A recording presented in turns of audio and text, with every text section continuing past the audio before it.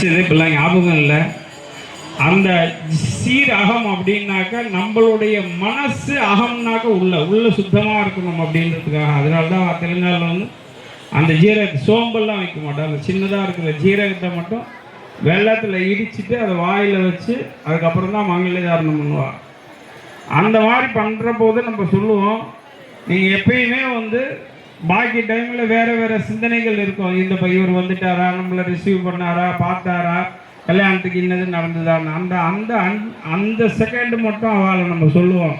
இந்த ஜலகர வெள்ளம்ன்றது கொடுக்கலனா கூட 2 சாக்லேட்டோ இல்லாட்டினா ஒரு இந்த கல்கண்டில் சீனா கல்கண்டு சொல்கிறாள், பெரிய கல்கண்டு அதையாவது ஒன்று கொடுத்துட்டு அவள் வாயில் வச்சுட்டு இந்த டைம் வந்து இறை பிரார்த்தனையும் மனசு சந்தோஷமாகவும் வச்சுங்க அப்படின்னு சொல்லுவோம். நம்ம அந்த மாங்கல்யதாரணம் பண்ணுற போது அதே மாதிரி இப்போ இறைவனுக்கு மாங்கல்யதாரணம் ஆகுது. நம்ம எல்லோருமே முருகப்பெருமான் வந்து நமக்கு